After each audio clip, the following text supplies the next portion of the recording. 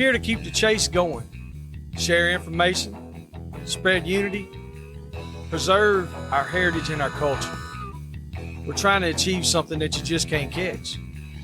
We're always trying to find a better way, trying to make better dogs. That's what Dixie Doggers Podcast is. That's who we are.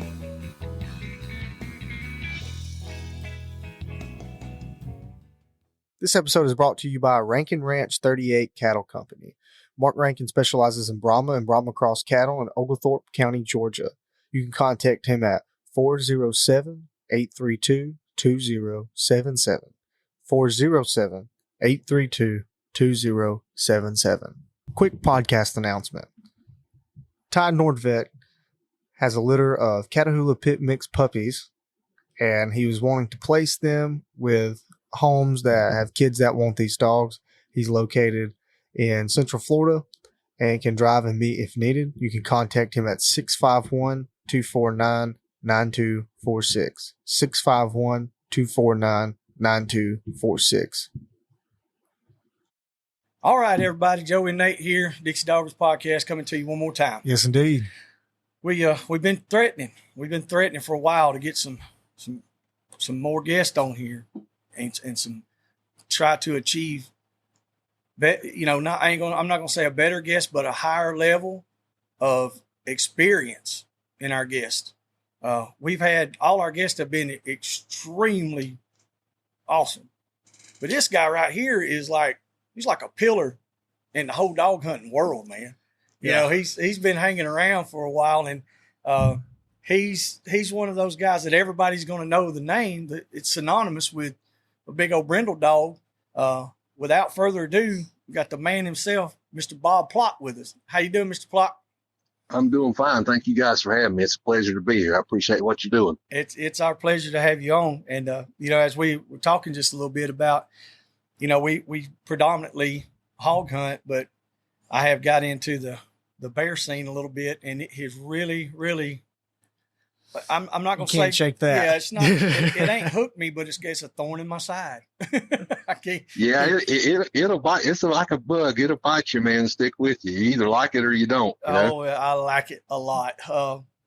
So tell all our listeners, for those that don't know you, and I don't know who that would be, but, tell them who you are, where you're from, and kind of a little brief history on yourself and what you do. Sure. Well, I'm Bob Plott, and I was born and raised here in North Carolina, Western North Carolina. My family's been here since 1750 or thereabouts, and they're credited with originating the Plott Hound. And of course, that's the official state dog of North Carolina. And I don't take any credit for any of it. I was born with the name and inherited it. I just try to make it my passion to carry it on and perpetuate their legacy, try to promote them and other people that have done so much to promote the breed. I've written 6 books, hundreds of, probably thousands of magazine articles, all about hunting and Plott hounds, and done programs all over the Southeast, and kind of made it my mission to try to educate people and get them to understand that, ethical hunting is a good thing. You don't have to hunt if you don't want to, but you should appreciate the people that do, because they're helping the environment, and try to explain to them, a lot of people don't understand, using a dog to hunt, and a lot of people got the wrong idea about it. So we try to educate them as best we can. And we've been able to do that to a large degree. You run into a few hard heads every now and then, but for the most part, people will come in locked and loaded to really not like what you're doing. And then after you talk to them about it a little bit, they kind of go, okay, well, that makes sense. And, hopefully they walk away with, a mutual respect for each other, where maybe the next time somebody's dogs run on their property, they'll let them pick them up, as opposed to calling the sheriff or something stupid, Yes, sir. So that's really just what I try to do. I've been doing this now I've been writing for Full Cry magazine for close to a little over 20 years. And, like I said, written those 6 books, and just tried to make it my life, to kind of promote the breed and the people that have made it famous. Yes, sir. That's a lot to uphold and to upkeep. Just having that name.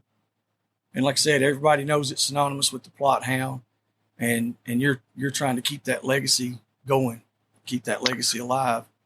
Have you run into anything that has been, other than some of the people you were just talking about, people that were kind of against it or anything, but have you run into anything that has really hindered you in any way from the dog world?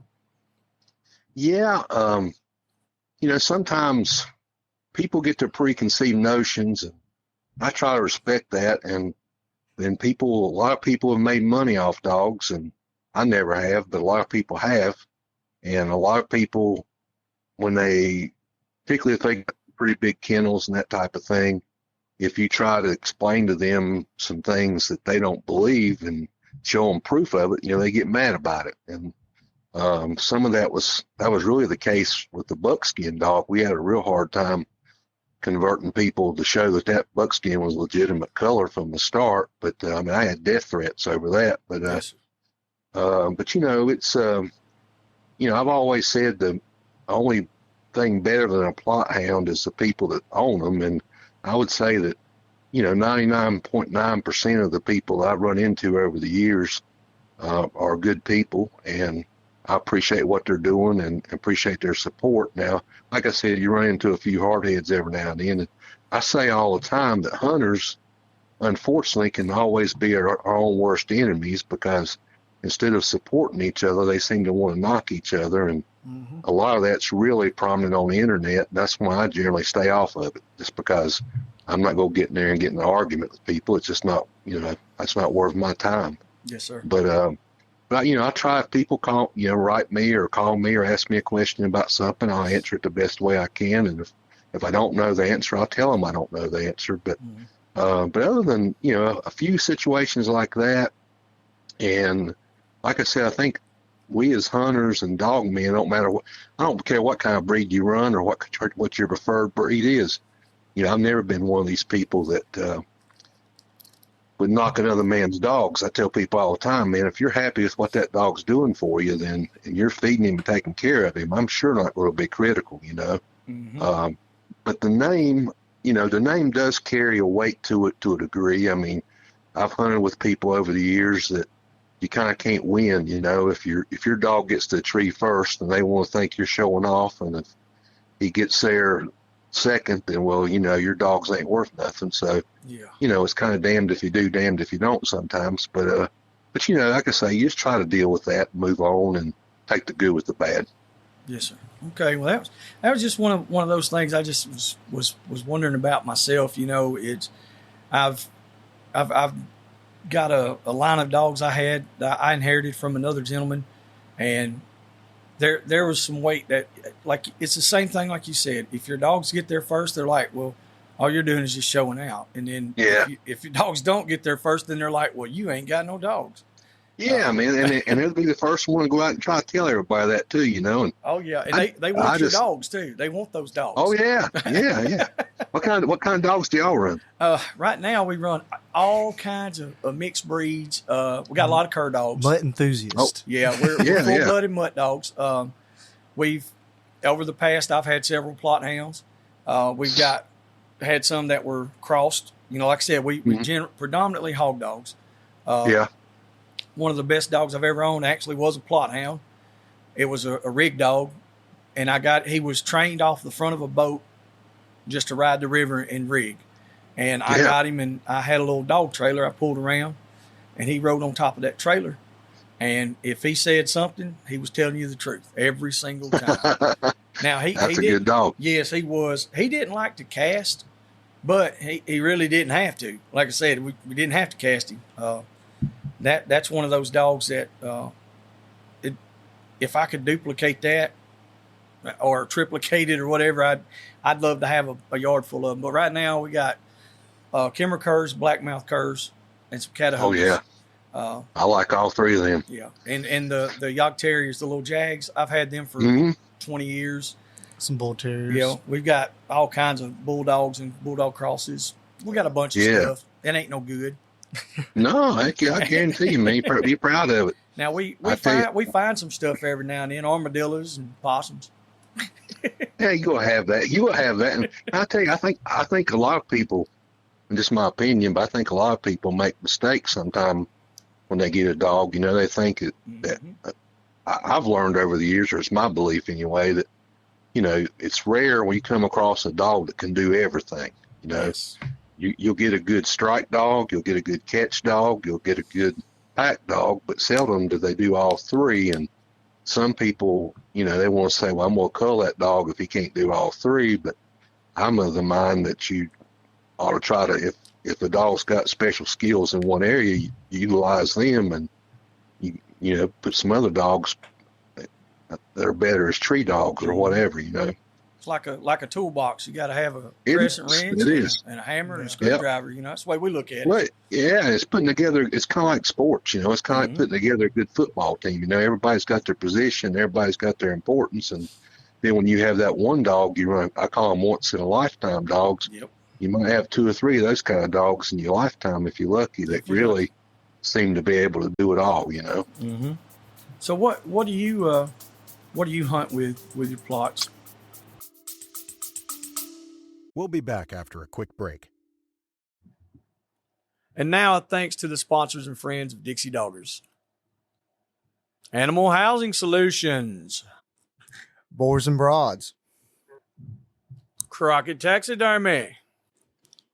Hardcore Hog Dogs. Southern Cross Cut Gear. Ada Y Transport. 4L Kennels. The American Doghorn Museum. Unique Hound and Hunting Supply. Hogbaying.com. Tuskers Magazine. Mud Creek Hog Dog Trials.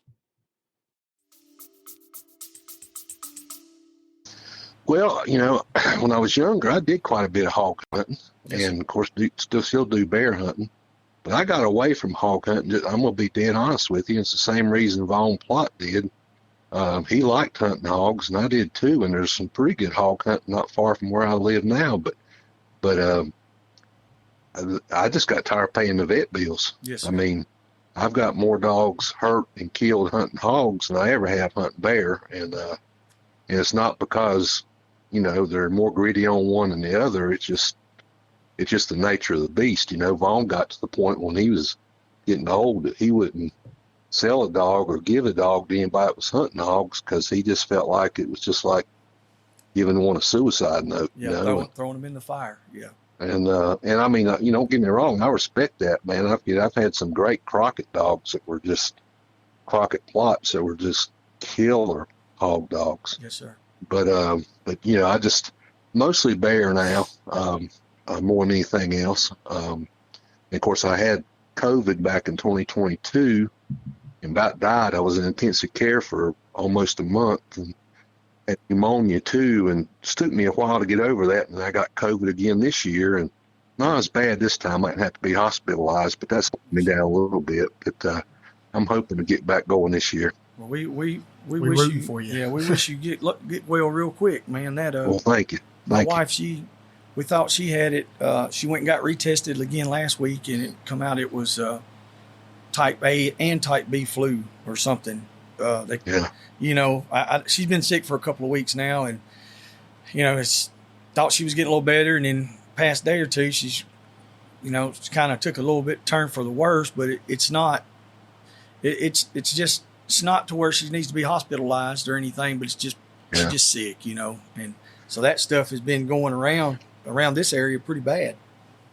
Yeah, it has been here too. My wife had it. She didn't have it too bad. My son thankfully avoided it. But in my experience, man, I had everything. I had pneumonia twice and COVID once, and Goodness. lost 71 pounds in 3 weeks, and had to go through physical therapy just to learn how to walk again. My goodness. And it was rough, man. I tell you, I fell down twice, had 2 major concussions, and Good night. it was just it kind of brings things in perspective, you know. And I can imagine. so then this time when I went to the doctor and he told me I had COVID, well, I was scared because I thought, oh my God, I've been through this, you know. But fortunately, thank the Lord, I was just it wasn't that bad this time. I didn't have to get in the Yes. hospital or anything. I think it turned the corner now. That's good. I mean, that's we surely don't want that to get no worse on you, because that Right. I've seen quite a few people that I personally know, they've had hard fought battles with it, and a couple of them didn't win. Yeah, I know at least 10 people that died from it, and, It's wild. so yeah, it's hard to predict. Yes, sir. Well, maybe that stuff will get on away from you, and you can get out there and run them bears. I hope Them so. dogs I'm back looking out there. forward to it. Yeah, yeah, man. All right. Well, I know you've done, I don't know how many other podcasts and stuff. And, of course, I know y'all discussed the history of the Plott. So if you want to give us a brief history of the Plott, to kind of let some of the listeners know, because we've got a lot of listeners that are new to dog hunting in general. Sure. There's a lot of them that they're coon hunting, they're hog hunting, so they, knowing the actual history of it coming from you would probably help them a little better.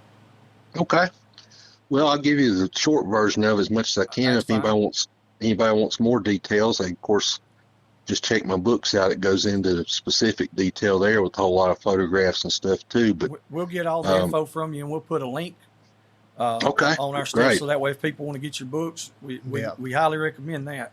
We'll put a Well, link we'll down appreciate in the that. description. Mm-hmm. Yes, sir. We appreciate that. All right. Well, my third great grandfather, Johannes George Plott, came here. Him and his brother came to America, we think, in 1750. Now, some people recently have said that they may have come a few years before that, but I was always told from the time I could walk and talk, I've heard it generation after generation after generation after generation, that they were brothers. Him and his brother came here and brought 5 dogs from Germany with them in 1750. And one of the brothers died en route and was buried at sea. So my third great grandpa got to America and, of course, couldn't tell a ship to turn around or anything. And he come to America with those 5 dogs and made his way to North Carolina. Now, the story we always were told was that New Bern, North Carolina was a Swiss-German settlement, the largest Swiss-German settlement in America at that time. And they had made plans for every kind of craftsperson you could think of, but they didn't take into account hunters and somebody putting meat on the table. So they needed what they called station hunters to put meat on the table for the people. So he made a living there for quite a couple years and then started heading west and ended up in Concord, North Carolina, and what's now Concord, North Carolina. It was still Mecklenburg on the western frontier then in about 1755. Now, we know for sure that's where he was then because we've got land grants and death certificates and marriage documents and everything else to prove it. But he got married there and had a bunch of children and continued to move a little bit further west. He moved into Iredell County, and then he moved in, was one of the first settlers across the Catawba River in right before the French and Indian War. And he died there probably, I think it was 1830. But his son, my great-great-uncle, Henry, went to Haywood County, North Carolina in 1805 thereabouts. And he and his brother-in-law did, and they took dogs with them up there. And Henry ended up settling on what's now called Plott Creek outside of Waynesville, North Carolina, near the little community of Hazelwood. And he owned pretty much all the land in that valley at one point. And it was there that the Plott Hound really became famous. Plott Creek was named Plott Creek after him, the Plott Balsam Mountain Range, and of course the Plott Hounds. And that's when you really start hearing all these different stories about these brindle bear dogs and them gaining notoriety throughout western North Carolina. And because there wasn't any trains coming into western North Carolina didn't really change much between 1805 and even in the early 1900s. So it was a perfect place for the dog to get better. A lot of people that lived around there, people would come in. Bob Plott told me when I was a little boy that he'd seen people come in on horseback and mules with a tow sack and leave with a sack of puppies and then come back and breed the dogs over the years. And through that, this network of dogs expanded into North Georgia and East Tennessee, Southwest Virginia, and further out. And then, of course, some of Henry's boys went west. One of them went to Arkansas in about 1815 or 1820, and he took dogs with him. Some of them went down in Texas, and still more went even further west. So there was a lot of exchange between them. When they would come back to North Carolina, they would bring dogs and take dogs back with them. So you had this breed getting developed and refined over the years.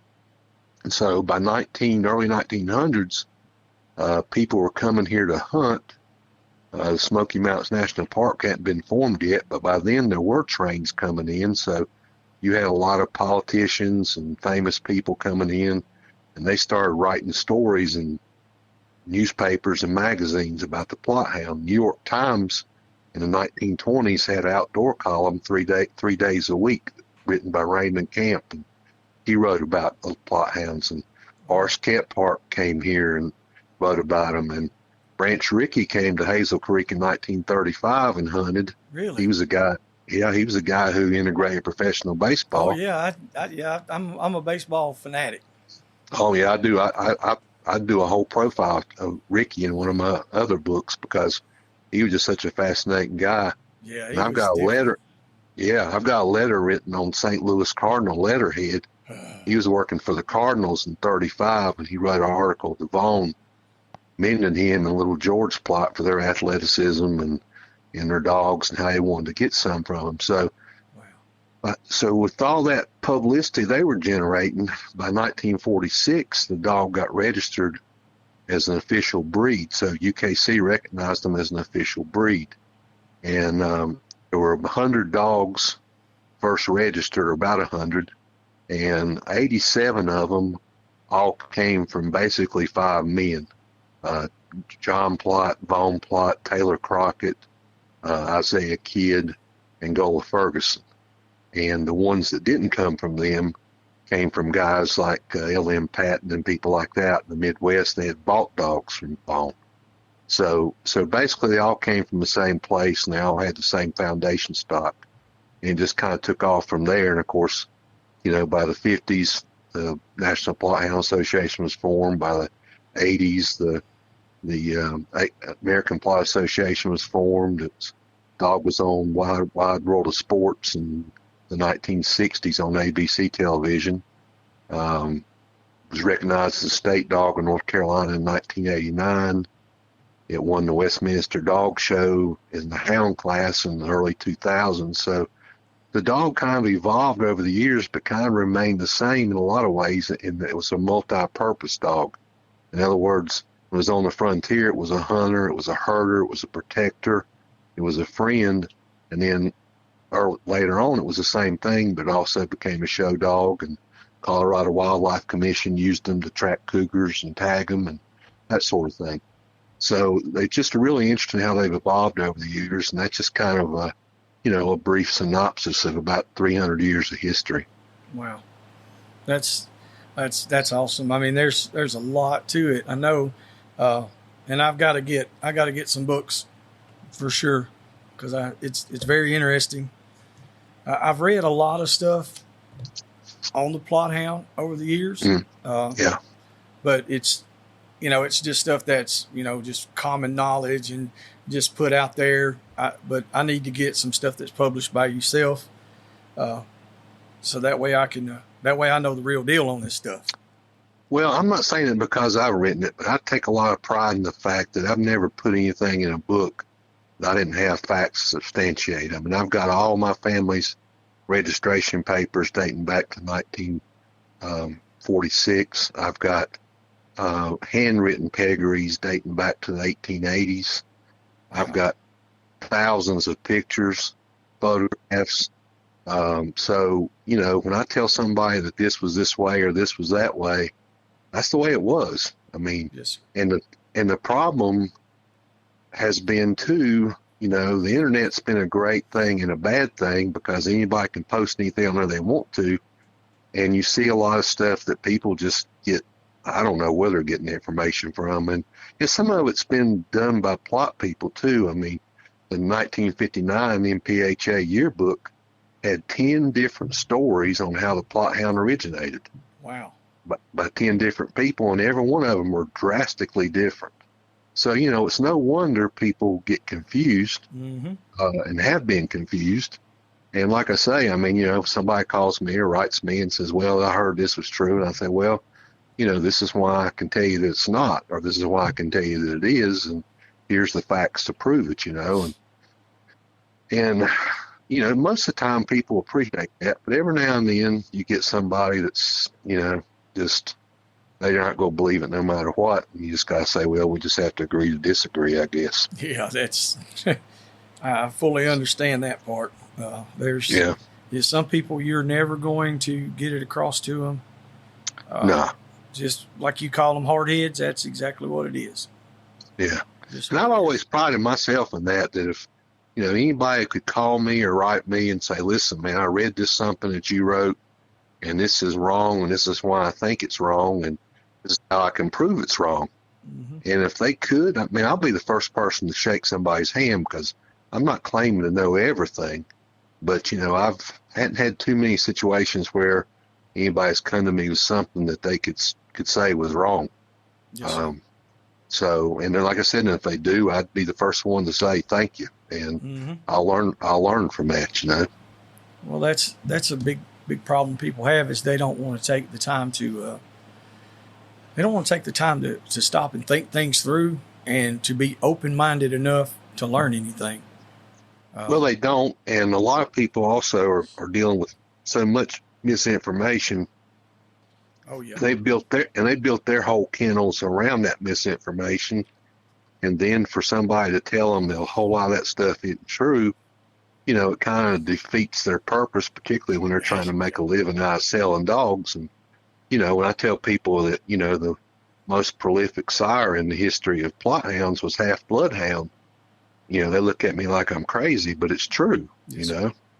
And so people don't want to hear that, but it's fact. It knocks the wind out of them. Yeah. So when you I try to look at all those things objectively and try to educate people as best I can, or give them my opinion, and they can agree or disagree, and we'll move on. And I'm not going to be mad at anybody, but I'm not going to back down either. So that's right. So that's kind of how it's worked for me anyway. Yes, sir. On the with having the history of it laid out right there, I've seen, I don't know how many Plotts. I mean a lot of them, and I know you've seen multitudes. Oh yeah. Describe a Plott and what it's supposed to look like. Describe the perfect Plott Hound the best that you can. Well, I think if you look at the American Kennel Club standard, and basically that standard was derived from a standard that Bob Plott, Isaiah Kidd, and Gola Ferguson put together in the 1960s. And to me, it's a predominantly brindle coated dog, and of course that brindle can be a dark base coat with light tiger stripes, or a dark base coat or a light base coat with darker brindle stripes. Black saddleback's okay, with brindle trim. A buckskin's okay. A Maltese is okay, but it should be predominantly brindle. You see today a lot of dogs are solid black, and that's really comes from the fact that they took the buckskin out of the breeding pool back in the early 60s, and geneticists told them then, said, you got such a small breeding pool to draw from, that you take this buckskin out, you're going to lose your brindle color. And that's exactly what happened. And so thankfully, thanks to me basically railing at them for 20 years, the UKC stepped in and changed their standard. Their original standard was exactly like the AKC standard, but they changed it back a couple years ago to include the buckskin standard again. Thank God they did. But ideally, the dog should be, a male should be a little bit bigger than a female. Should top out at about 65 to 70 pounds, not much bigger than that. A male, female, a little bit lighter. They should be probably 24 to 25 inches at the withers. They got a saber tail. They got what we call cat paws. Their ears are what we call pancake ears, and they're higher on the head. They have a slight erectile function, and they don't have that long, droopy ear like a bloodhound does. They are real athletic. They're thicker chested, and they don't have a lot of loose skin hanging off of them, or they're muscular dogs generally. Yes. They're known for their stamina and their tenacity and their intelligence. Okay. Now the ears, like you were talking about, it sounds like it's almost more of a cur style ear. Yeah, you mentioned you mentioned mountain curs earlier. Really, a mountain cur looks almost identical to what I think an ideal Plott hound should be. Yes. Only they're smaller. Yes, sir. And sometimes you'll see a cur that's got a bobtail. You never see a Plott hound with a bobtail, but Plott hound's got that saber tail, that long curved tail, Yes, sir. And but the brindle coat really is striking and stands out. The Maltese, just a case when the black gene's been diluted for whatever reason, and nothing wrong with that. It just happens. About 5% of your purebred dogs will throw a buckskin or a Maltese, but there's, but yeah, if you're familiar with the mountain curs very, very similar. The ear, exactly like you said, it's a shorter ear. It's not, I call it a pancake ear. It's rounded. Yes. It's just a little bit higher on the head, but it's not long and droopy and saggy like a bloodhound ear. Yes, sir. I got you. Now he's talking about the buckskin Plotts and stuff. What's this blonde Plott? I seen that as soon as I've seen it for a while. Seen it on several different things. I think when Clay Newcomb come up there with the bear grease deal, I seen it and I was like, wow, that's sharp. Yeah, it's a buckskin. There's different shades of buckskin. Okay. So it's just real light colored. Well, some of them are almost not red bone color, but almost that kind of fawn color, like a darker color. Yes. And then you've got that real light color, kind of like what you're talking about. That's almost a real blonde color, but just basically just a solid color. Okay. Doesn't have a whole lot of brindle trim in it. Mostly just solid. Every now and then you'll see a buckskin that's got a little bit of brindle trim in it. And like I said before, you're not talking about something that's extremely common. I mean, over the past 50 years, I've had 2 or 3, 4 buckskins at the most, but they're very common. I mean, you look back at the first dogs on the 1935 Ricky hunt, there were 3 of them that were buckskins. Wow. And you can go back and look at the first dogs registered. I got rabies records for all our family dogs dating back to the 20s and 30s. And people say, well, what does that prove? And I say, well, it proves several things. It proves, number one, the gender of the dog. It proves the coat color of the dog. And it proves the weight and size of the dog. So, when you look at those dogs, you look at those pictures, you match them up to pedigrees, you look at the handwritten pedigrees, and it's real easy to see where it came from. And my dogs, I can take my dogs today and trace them back specifically, directly, 7 generations back to those first dogs registered in 46. So we're real proud of that. Right. Yeah, that's something to be proud of. Yes. I would say, because I'm sure there's a lot more people than I know that can do something similar, but there's not very many that I know that can get past 3 generations. No, and the problem is a lot of people come to me and they say, well, I got the same thing you got. I started out with Bob Plott stock from so-and-so and, 19 whenever. And I'm like, okay, well, let's look at your pedigree. And you look at it and, they did start out with that. But the problem is the first time they got it, they bred it with something else. And the second time they got it, they bred it to something else. And by the third time you got it, you basically lost everything you started with. Yes, sir.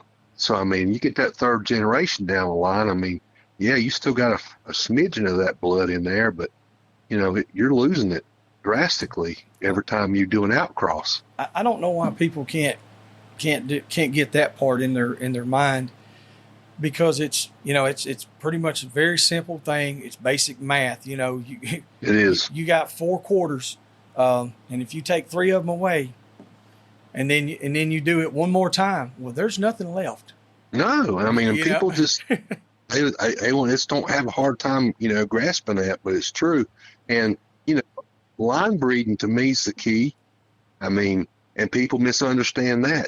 People think inbreeding and line breeding are the same thing, and it's not. It's not. But I tell you what, if you got a second right there on that, elaborate on the line breeding. Can you lay that out for some of the listeners? I think we've done this before with another individual back a year ago or so, but we always get those questions about line breeding and inbreeding. Yeah. So give us what you got on that if you don't care. No, that's fine. Well, a lot of times, people get some real bang up dogs that are really doing the job for them, and they'll do what I call inbreeding, which is basically breeding a mother to a son or a son or daughter to a father. And my experience has been that's just a recipe for disaster. You're either going to, for every good dog you might turn out, you're going to end up with a whole bunch of mutants. I mean, just dogs that's just got all kinds of genetic problems and everything else. But now line breeding is different. It's coming from the same line, but now you're doing cousin to cousin, aunt to a nephew, uncle to a niece. Don't go any tighter than that. If you go any tighter than that, you're going to have problems. But if you stick to those 3 categories right there within the same bloodline, you're going to consistently generate good dogs. I've heard people tell me, oh, my standards are so high. I have 12 pups a year and I cull 10 of them. That's a mark of a good program. I'm like, no, it's not. No. That's exactly the opposite. It's the mark of a bad breeding program.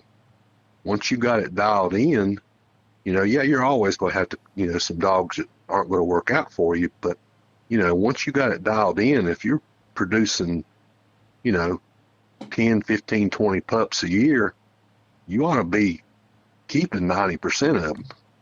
Yes. And that's been my experience. And that's not just my experience. It was Von Plott's experience. It was Bud Lyons' experience. It was Gullah Ferguson's experience, Isaiah Kidd's, all these guys that forgot more about it than I know. So I'm just doing what they did. Yeah, and that's I originally came from the bulldog world. My grandfather, my father, my uncles, and that's the same breeding pattern that we used. That was our line breeding. And like you said, you might have to cull some. Yeah. But you don't take 12 and cull 10 and have 2 good ones. You might have 10 good ones, consistently, and then maybe have 1 or 2 that didn't work out. But you should have a whole lot higher percentage of dogs that are performing than dogs that are not performing. I agree. Consistently, you should have that. And I think that, and don't get me wrong, after you've done it for, 25 or 30 years like that, then, there's times where you got to sit there and start looking at it close. Well, I might need to bring something in and freshen things up a little bit. Yes. Bring in still a purebred Plott Hound, but maybe you got a buddy that's got, a different strain than yours, but still a good dog. Then you can bring that dog in and switch things up a little bit, but still that's just every now and then, and not enough to where it's like you talk about that quarter, not where you're going to start losing 3/4 of it or a half of it the first time you cross. That's right. We were talking about that a couple episodes back about having an outcross. Yeah. So sooner or later, if you're breeding correctly, you're going to have to do it. You are. And that's where keeping good tabs with good dog men and women, and knowing what they have that's compatible with what you have. Yeah, and that's why pedigree is so important. I get people all the time telling me, well, pedigrees don't mean nothing in the woods. I don't run nothing but great dogs. I'm like, that's fine. But, even if you run great dogs, you better be writing down somewhere how you're breeding them. Yes. Because if you're not, you're just, you're losing a roadmap to success. And I think when you got that roadmap, you're going to be successful. And I think, the more you can stick to that, the better off you're going to be. And, I'm not so dumb to, excuse me, to think that, I've had people come to me and say, well, you're trying to tell me that, your ancestors came here and brought 5 dogs and they didn't deviate from those 5 dogs for 300 years. And I'm like, no, of course not. I'm not saying that at all, but I'm just saying that they didn't do it a lot. They did it just when they had to, when they felt like it needed to be freshened up a little bit. And if it worked, they stuck with it. If it didn't, they tried something else. But that's how, in my opinion, I think, when you look at the papers and you look at the history, you can prove that to be true. It's not just my opinion. I mean, that's pretty much known fact. We'll be back after a quick break. 911, what is your emergency? Units respond code 3 to a 1050 on the highway. Vehicles are blocking multiple We're en route lanes to the of travel. hospital. Patient is currently having We've got a cardiac four-alarm arrest and has fire been here. intubated. Send additional Protesters are truck. outside of City Hall and they are not complying with our Out orders. on one, to hold the disperse. air. In a rapidly changing world for first responders where it seems that every day the rules and norms are changing, there is one voice you can count on to give you the latest in emergency news. That is Lifeline.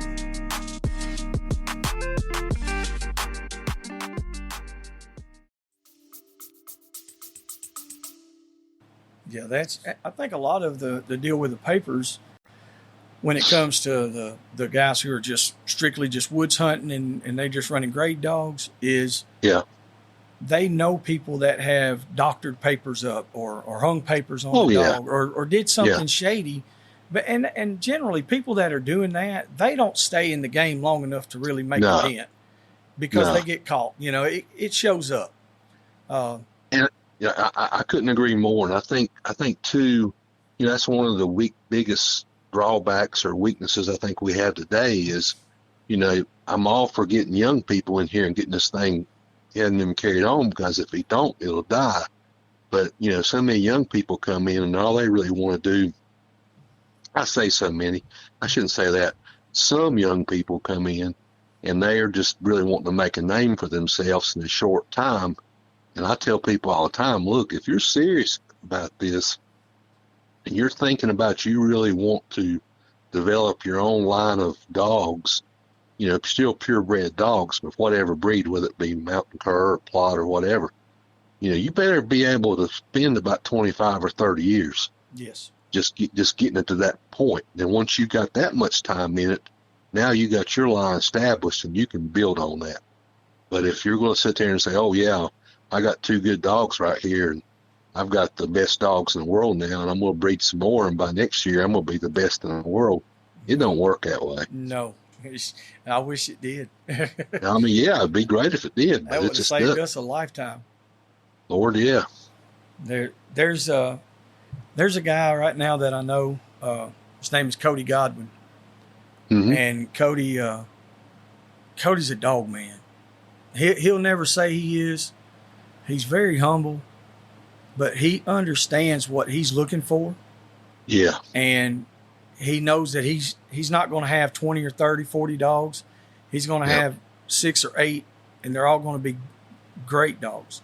That's what he's going for, is the great dogs. And he's establishing a line. And that's one guy right there that I see, staying in this. And he's got some Brindle dogs. He's got some Plotts. And he's got some that he crossed. He runs hog and bear with them. Yeah. Dual purpose dogs. He's down there south. I think he lives right across the Florida line, but he hunts in South Georgia. I got you. And the bear hunting there is a little different than North Carolina. We hunted in North Carolina with Mr. Andy, and we had a good time. We're supposed to come back up there with Mr. Junior Kiefer. Yeah, I know Junior. There you Now you say Andy. You talking about Andy Blankenship? Yeah. Lord, yeah, I know Andy. He's a good friend of mine. That man right there. I love me some Mr. Andy. Let me tell you. Andy's forgot more about dogs than most people know. Yes. Yes. And he will walk you to death. Yes, he walked Yes, sir, us. man. I was asking him all kinds of questions because I was tired. I'm fat and I was out of shape. We live in the hills. Yeah. We don't live in the mountains, but everybody that comes here says y'all are in the mountains. Well, we're at the foothills. Okay. Yeah. And we went to where Andy and them hunt, and we were in the mountains, and I was stripped down to a t-shirt and I mean, I was steaming, soaked with sweat, and it was like 18 degrees, 20 degrees. Yeah. And man, we walked up this mountain, and we got up to the top. His pack of dogs was down there below us. I don't know how many 100 feet or 1,000 feet, and they were down there fighting this bear on the ground. Sun was coming up. We were standing right almost even with the clouds, and I knew right then. I said, "Boy, there's a God. I guarantee you. Yeah. You don't never have to worry. You don't have to question." Yeah. And me and Nathan, that was our first time we ever got to go on a bear hunt, and we tried to get around there. Andy was going to let him knock it out of the tree. He asked me, he wanted me to do it, and I said, I have no reason to shoot one. He was like, "What do you mean?" I said, "This is all I needed to see." And, man, I don't know, it done something to me. So Well, now it will, man. Yeah. It will. And I tell you, man, talking about Andy now, Taylor Crockett, who one of the people I consider one of the big five in Plott breed history, and Crockett said he worked with Andy early on before he died, and he said Andy was the finest young hunter he'd ever seen back then. And I've never seen anything to make me doubt that, man.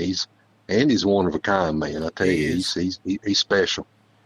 he really is. Hoping we get to go back up this year with him. Yeah. We didn't get to go last. I don't know what happened last year. We couldn't make it work out. We were on the road a lot trying to get this stuff going with our business, and we've been working at it for the past couple of years. The Dixie Dogger thing, it started out as my kennel name 20 years ago, and we just kept building on it, and now we that's what we do, you know. That's great. Well, y'all should come over to. That's the last time I saw Andy was over there at Plott Fest. We do a festival in Maggie Valley every year called Plott Fest. Yes, sir. And we'll do it again May 17th, 2025. And May 17th. it's just an all-day event.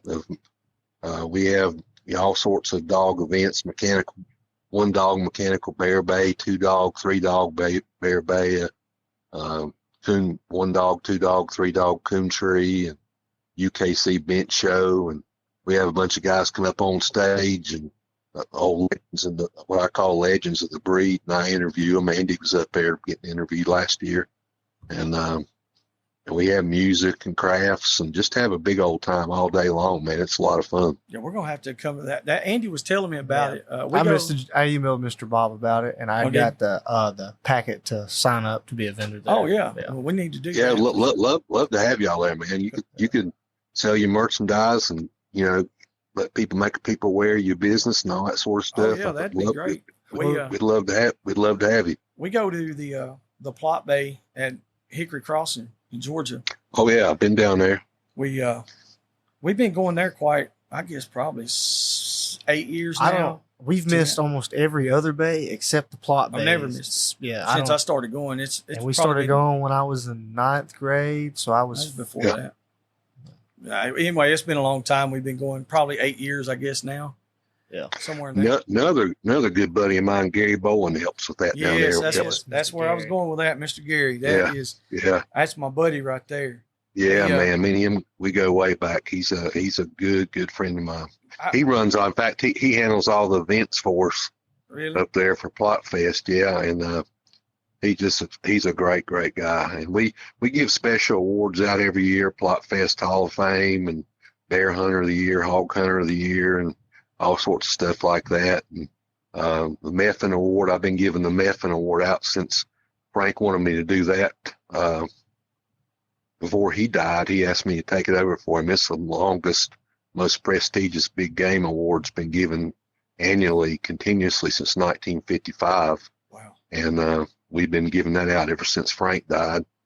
And Gary won that one year. Andy's won it before. Yes, sir. So we've just had a real good time doing that. And what we try to do with Plott Fest is try to make it a little bit different than the some of the association gatherings.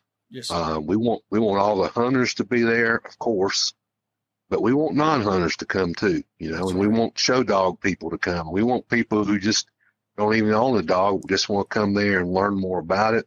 Somebody wants to, see some authentic crafts, hear some good music, eat some good food. because again, I think it goes down to that educating people, making them aware of who we are and what we're doing. Mm-hmm. That's, and it's really paid off. It sounds like something right there. Like I said, I've been told about it a few times, and like I said, Andy and his grandson were telling me about it, and Junior, I think his grandson was the other one. They were telling me about it, you know. And we were at the Plott Bay this past year. Junior had a dog, one of those Jags, those Jog Terriers, named Oscar. Yeah. All right. Yeah. Well, Oscar's out of my bloodline of dogs, and I bought Oscar from him when he had double knee surgery a few years ago. Yeah. And then this Christmas, I carried Oscar back to him. Yeah. I retired him because he's starting to get real rough on the hogs. He's wanting to get catchy. And and Junior, he said, you know, I ain't never really regretted getting rid of a dog. He said, but that was my buddy. He said, and I've always regretted it. And man, I got to thinking about it, and me and his daughter got in cahoots, and we played Santa Claus on him. And now Mr. Kiefer's a tough man. He's much of a man. He is. He's a good guy, man. Me and him go way back too. But I had him all mushy there. He didn't know what to think. I showed up. We met on the side of the road. He didn't even know what we were doing, and I got that dog out. And, you know, of course, I wouldn't sell it to him. I'd just give it to him. I was like, here, take him. And, man, he told me, it's like, Joey, he said, if there's a Santa Claus, he said, boy, you're it. He was tickled to death. That's a great story, man. I'm glad you did that. Well, and I told him, I said, now, it ain't for free. I said, because I want to go bear hunt. Yeah. And so he's been inviting me to come up there for, I guess, ever since I've met him. And yeah. But this year, he just messaged me the other day and give me all the season dates and stuff. And so we're going to get our stuff together, and we're going to go up there and visit with him. Yeah, he's a good guy. And that's awesome. And like Andy, I met Andy through another guy named Jacob Matheson. And I tell you what, as soon as I met Andy, I said, this guy right here he's what I want to be when I grow up. You know, that's the kind of Andy's the kind of guy you just need to sit and listen to, you know. I mean, he's like I said, he's forgot more about Plott dogs and bear hunting than most people know. And he's you know, he had some of those Karelian dogs. He tried out for a little while. I mean, he's always been a Plott man and always will be, but he's just a fine guy. I was so glad he was at Plott Fest last May or April, and that's the first time I'd seen him in a long time. But it was really good, you know, getting back together with him again. Good seeing him again. Yes, sir. He's wholesome, you know that. Yeah, man. He's just a good guy, man. The bear hunters, they're way different than what I'm accustomed to. And I'm not saying that these are bad. I'm not saying anybody's bad folks down here, but everybody kind of stays to themselves. They hunt their own properties, and we do occasionally get together and go hunt with other guys, and no big deal. But when we pulled up there to the service station that morning, there was trucks everywhere, dogs everywhere, and I thought I was like, all these people are hunting together, and no, they were all hunting for themselves, but they were all in that general area. And by the time we got one going, this other guy, they had one going, and he said, hey, tell them boys if they want to come over here and tree one, y'all just pack in with us. And man, everybody was sharing and helping each other. I said, man, this is how it's supposed to be.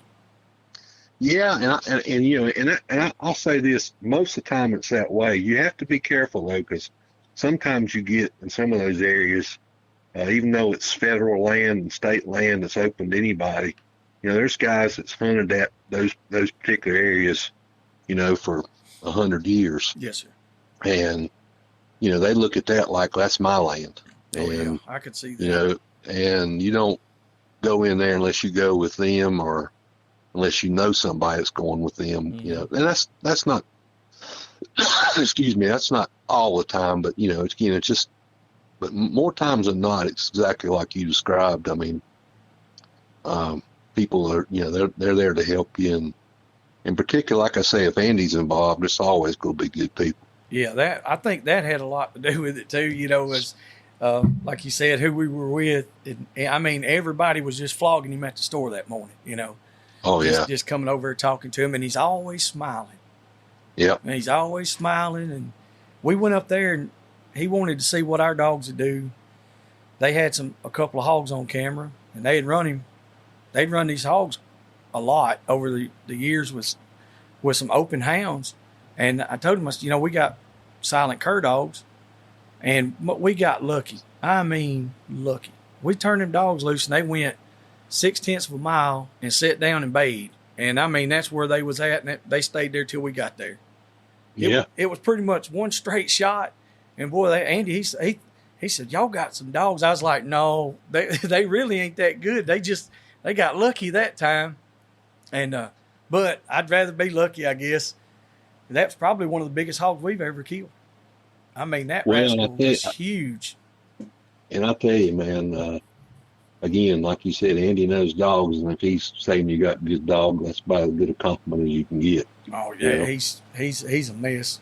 I'm telling you. But well, maybe we'll get up there, see him, visit with him, hunt a little bit more. We'll have to come over there and visit with you.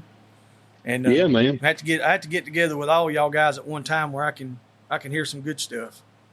Well, that's a good thing about coming to Plott Fest. Yeah. We always have a session there where I have about 10 guys. Last year, we had Dan Long from down in South Carolina, who's just one of the greatest storytellers I ever heard in my life. And Andy and Gary Bowen, Roy Clark, who else? Ira Jones. There's somebody else I'm forgetting. But anyway, Joe Polly from Michigan, he was there. Okay. And so just, basically we just go down the line and just ask those guys. Oh, Eugene Walker from West Virginia, he was there too, good friend of mine.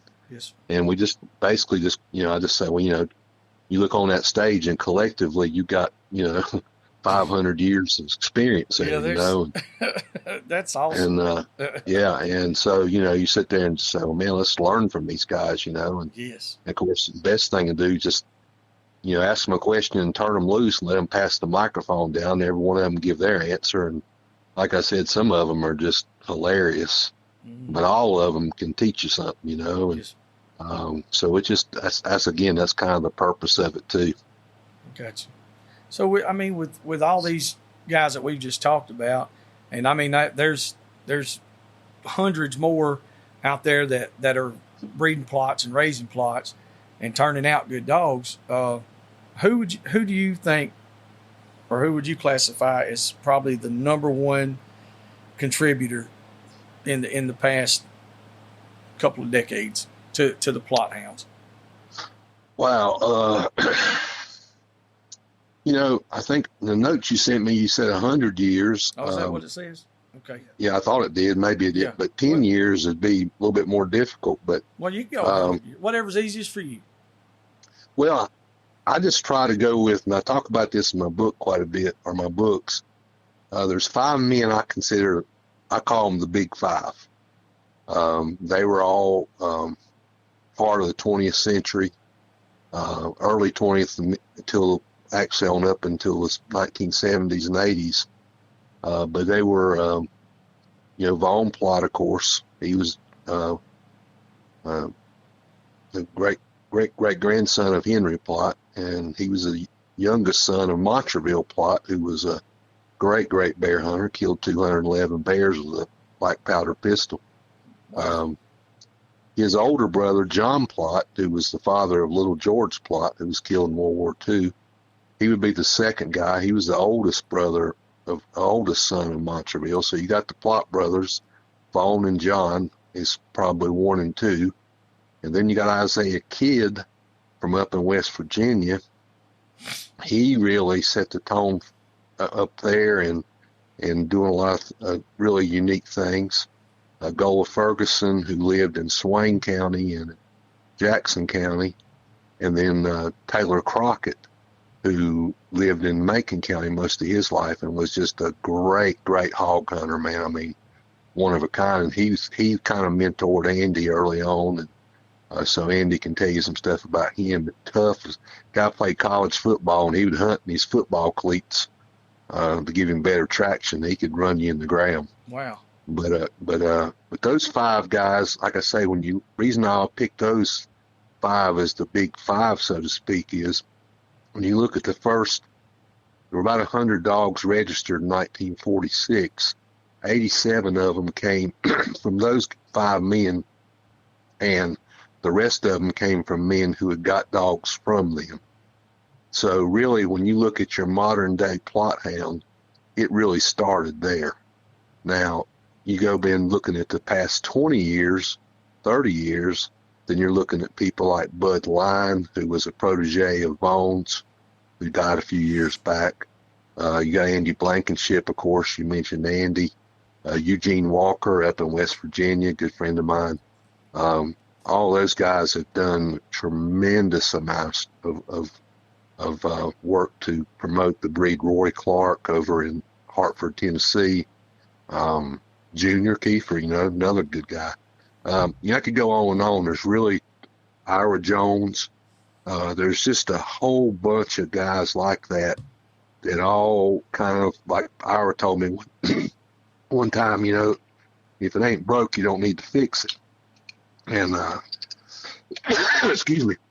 Yes, And those guys, really, I think laid the cornerstone for the rest of us to pretty much follow. And I found that of course, fortunately for me, I was related to 2 of them. And I got to visit with Vaughn a lot when I was a little boy. So, and I've got a lot of personal belongings of his. So, it's real meaningful to me to carry their legacy and tradition on.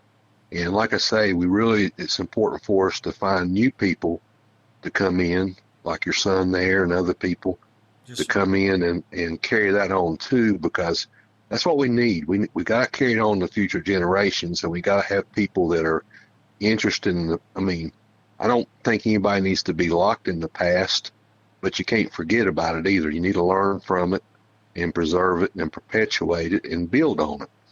And, you can build your own reputation and still give the other people credit too. And so those are just a few of the people that I think would be, you have to mention, and I think there's people like little George Plott, who was killed in World War II. Had he lived, it would have been the big 6, because he would definitely, there's hard telling what he would have done, had he lived longer. So, he was just an amazing, amazing young man. So there was just, there's people like that too, but those guys right there, they pretty much did it all. They pretty much laid the groundwork for the rest of us to follow and set an example for all of us to really follow and adhere to.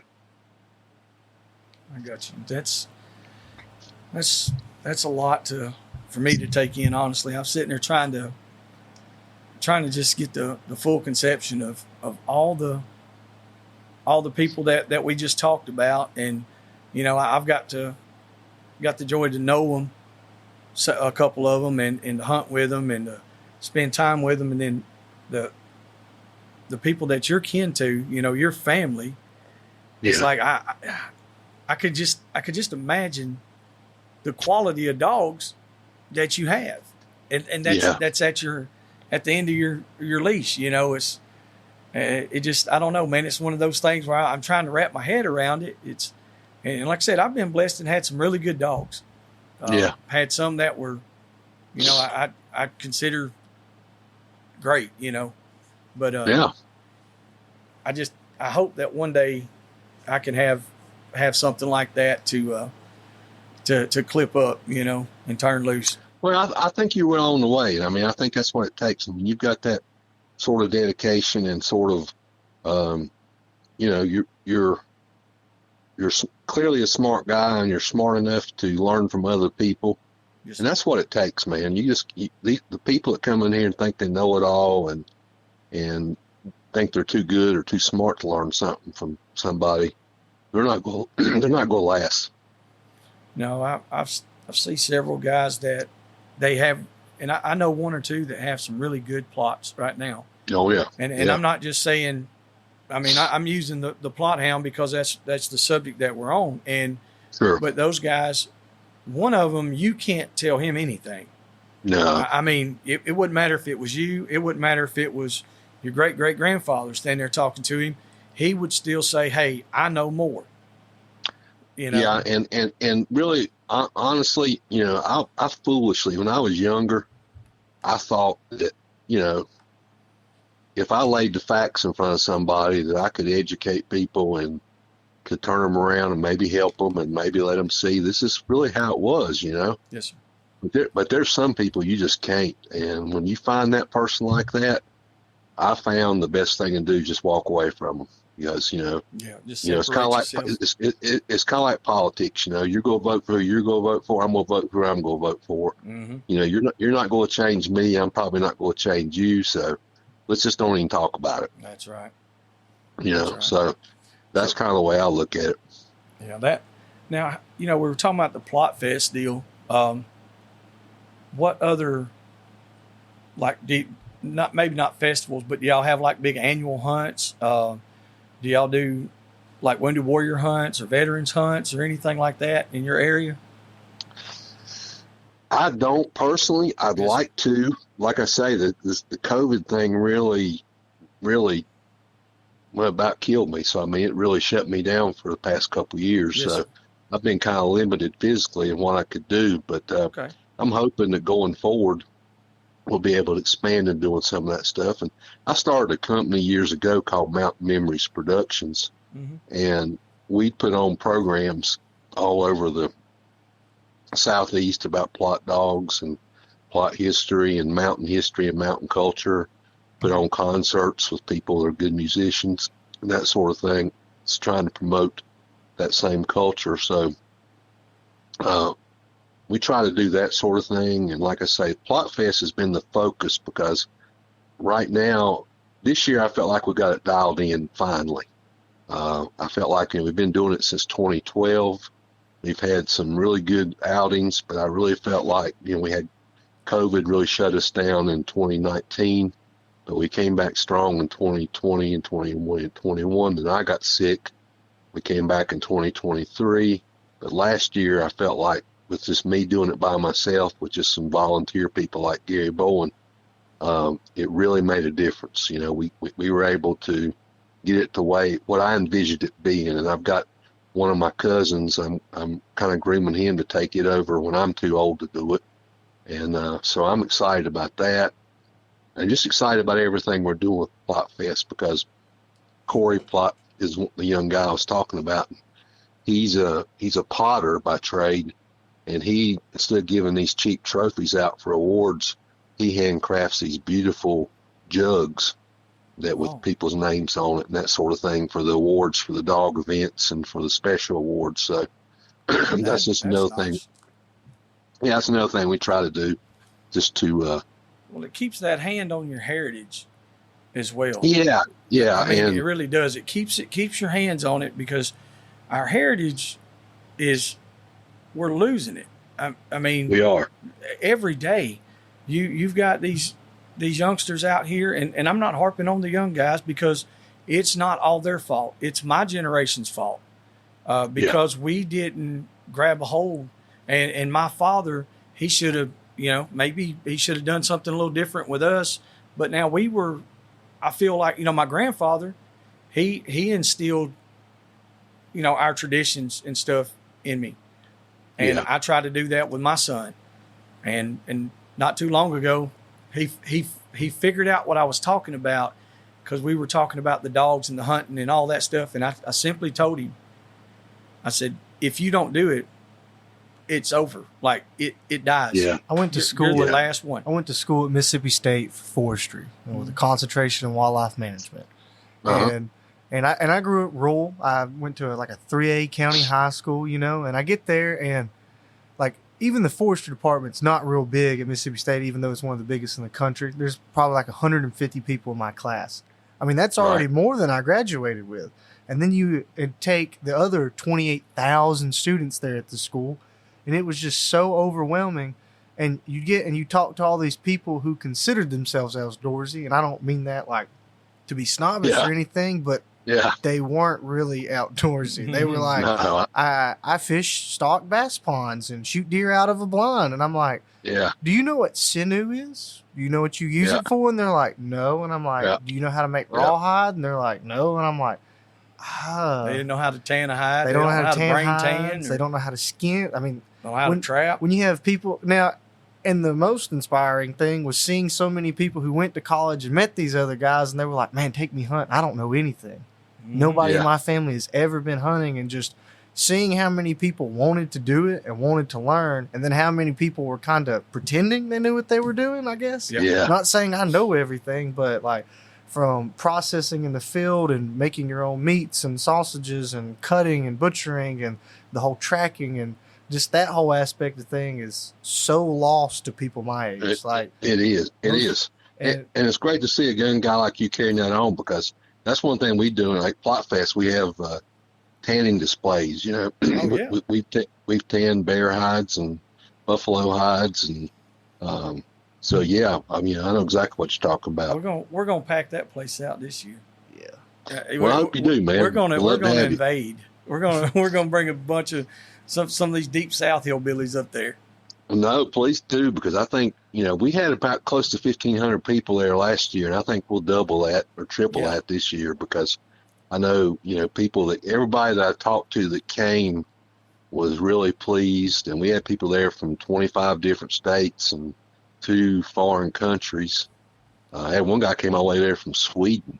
Wow. And so, for us to, like I said, the word starts getting out like that, you start getting that sort of exposure. And, the only bad thing about it for me is, it's just because I'm so, I don't know how to describe it, I guess a control freak, for lack of a better word, because we work so hard to get to this point, I'm just all over the place. So a lot of times I don't have, my wife and son will be there selling my books and T-shirts and stuff, but I'm just all over the place, not really get a chance to visit a whole lot with people like I'd like to. But we just try to do the best we can with that, or stay over a day after or a day before and spend some time that way, but, Yes. but it's just a lot of fun. It really is. Yeah, we went to the Abbeville, the Wild Hog Festival this past year, or when was it, May? Yeah. I think it was in May, Let me and check my calendar. I think they had. Yeah, it was May 11th. I mean, they didn't get to do it for a couple of years, COVID and all that stuff, and then they had a hog bay there, and I mean that thing. It grew immensely. I think they said there were 7,500 people that come through the gate that day. That's the one day event, and I mean it was awesome. There was vendors, a lot of crafts and arts and craft stuff there, and then a lot of people that hunted, and the majority of the guys that hunted, we were all down in one area, and I mean we got there early that morning, and I'm telling you, you couldn't leave if you wanted to. It was amazing, No, it's like down there at Uncle Earl's down there in Yes. Louisiana. They have that big Oh yeah, 3 or 4 day bay. Man, it's going around the clock. There's it's 6 days now. yeah, 6 6 days. We Yeah, get there so I mean, we usually get there on Monday, Yeah. and we don't leave till the next Monday. that's what I mean, man. That's Yeah. crazy. I mean, It is. It's so just- much growing. fun. It's so much fun. yeah, yeah. It's definitely growing. So I tell you, really looking forward to that part. And like I said, I know we took up a good bit of your time already, but could you, Everett, we always try to get somebody to give us a couple of good hunting stories or something before we get off here. Tell us something from when you were young, maybe something with Von Plott. Well, I never hunted with Vaughn. I can't. He was, Or maybe some he was- stories about him or something yourself. Give us some good stories. Well, I mean, he was just. I used to laugh a lot of times when I was a kid, which was fun for me. We'd go see him, after church on Sunday, and that sort of stuff. And I used to laugh and say, Vaughn he was kind of a crusty, hardcore old dude, but he was a good man. And I'd say, Vaughn could cuss for an hour and never use the same cuss word twice. And, yeah, but he had his opinion about stuff, and he'd let you know what it was.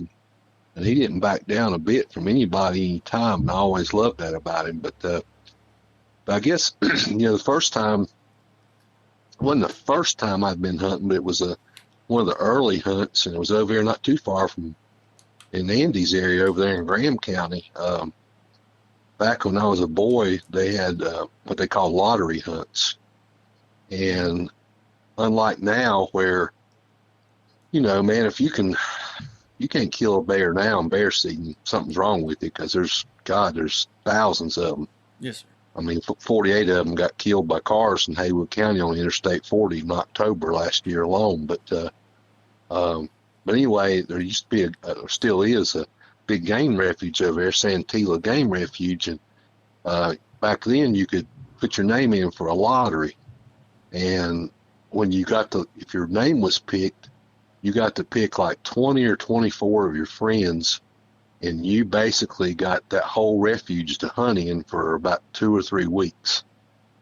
And so my uncle won it one year, and I'd hunted before then, but we had never hunted with him like this. We rode horseback into the camp and stayed there for several days. It snowed.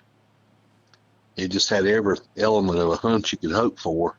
And, I was real important for me, because some of the older guys didn't like a 12-year-old kid being there. Felt like that was taking up a man's spot, because these guys were hunting for meat, Yes. And so, but anyway, long story short, we killed a bear, a good sized bear, and we were coming out riding horses out, and my uncle had a horse named Colonel Jim, and that horse threw him off and broke his back.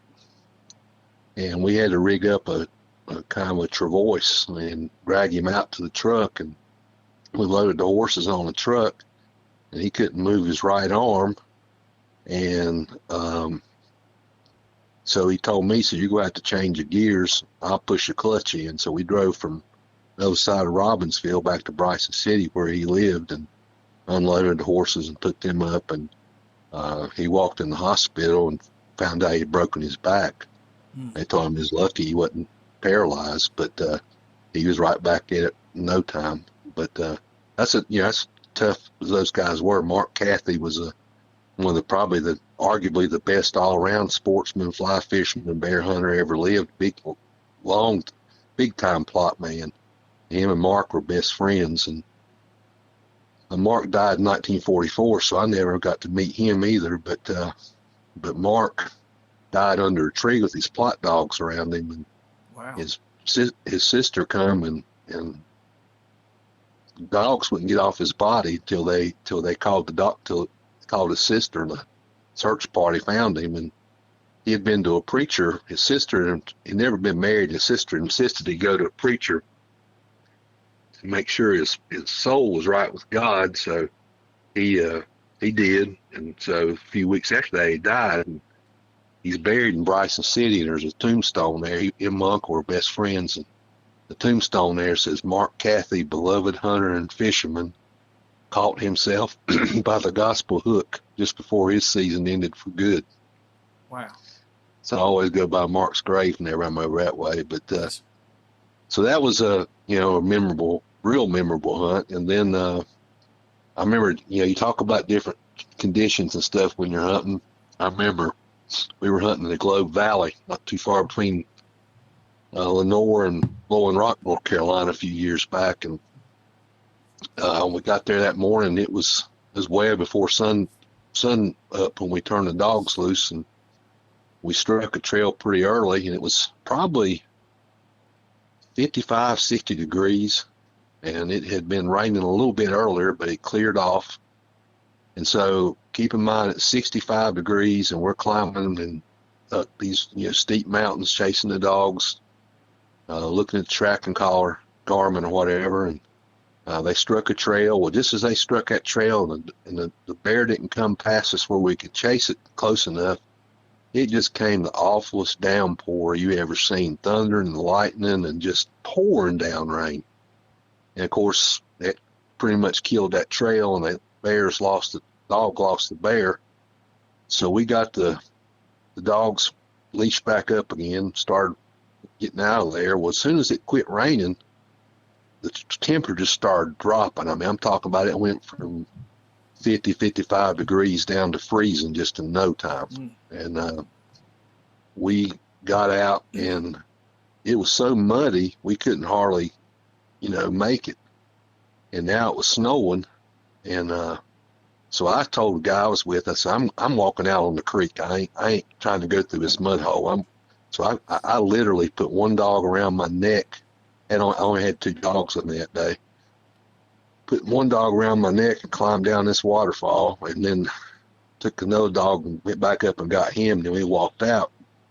So it was about 3 o'clock by the time we got back to the truck, and it had, in the span of 8 hours, it had went from 60 degrees to 28 degrees, and went from went from rain, warm weather, thunderstorm to snow. And I was just staggering back to the truck, man. I didn't think I was going to make it. And I had no idea what I looked like. I knew what I felt like. And I ran across this old man sitting in his truck, and he said, "Dang, son, you been bear hunting, ain't you?" And I said, "Yes, sir." And he said, "Looks like the bear got you today." And I said, "Yeah, he about did." And I got back, because I hadn't realized I got back in the truck, and I had a big cut down from right at my hairline all the way down across my chin, all the way down to my neck, where I guess run into a branch in the laurel thicket or something. So that was just one of those days, where you're just like thinking, I've had this happen many times, and I'm sure y'all have too, where I was like, if God will get me out of here today, I ain't never coming back. Yes, but but the next week, sunny day, I'm right back. So that's kind of always makes you always try to remember those days when you have that kind of day you was talking about with Andy. You have a day like that, and you're like, man, I'm in, I'm all in. Nothing's gonna stop me from doing this as long as I'm living. So you just got to take the good with the bad. Yeah, and having those days like that. I mean, it's been a couple years since I went up there, and just like it's been a while since you had that day, but you can still feel that temperature. You can still feel that rain. You can still feel that cold on your skin. You can feel that dog around your neck. That's like you said. That's when you're invested. It's all in you. And it is. If these boys get out here, if these boys will do what we done and keep stomping the bushes down and turn them dogs loose, it'll be all right.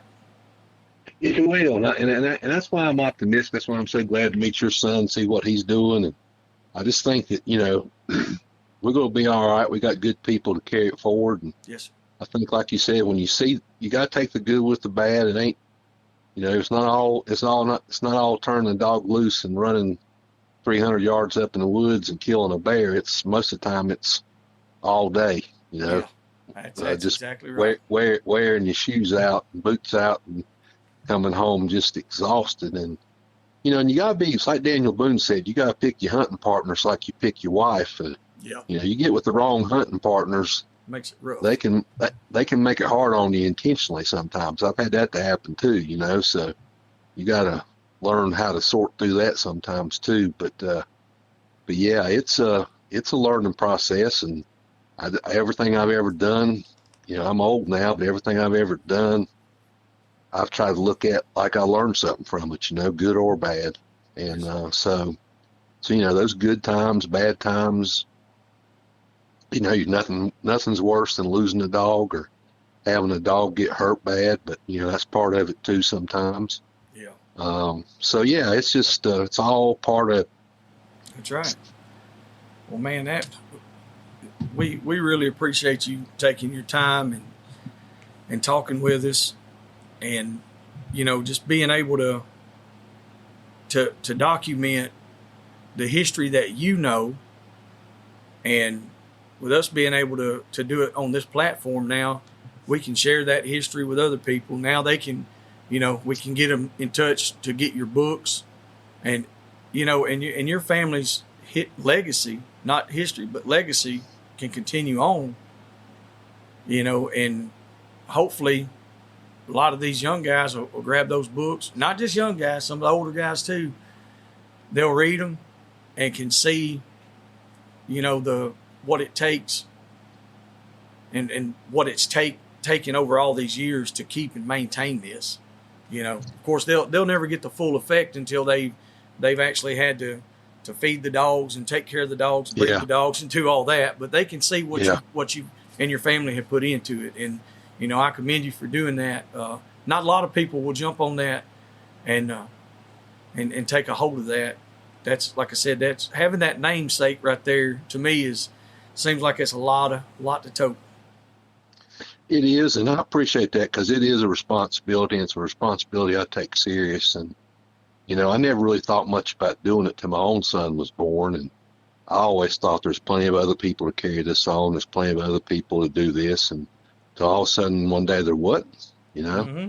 And so I thought, well, it's going to have to be done, and if it's going to be done, I'm going to probably have to be the one to do it. And so I did, and I had a lot of help doing it, a lot of guidance doing it, a lot of mentors. And like I said, I take no credit for any of it. It's just really, really important for me to see that it's carried on and perpetuated, and that people, at least look at what we're doing. And, if you look at it and say, well, I still don't believe any of it, well, then that's okay. But I think if people will take the time to look at some of it, I think they'll learn something, and I think they'll have a new appreciation. I mean, I've had people who were vegetarians and anti-hunters read one of my books and say, one woman told me her boss made her read it, and she said, but she was glad he did, because it turned out to be such a great story. It's like a movie, So, when you can educate people like that really don't want to be a part of it, and then you educate people like y'all who do, then it's really special. And like I say, if I don't do anything else in my life, I'm proud of doing that. And I look back and I think, certainly my ancestors would never in their wildest dreams have imagined the breed would be as famous as it is today.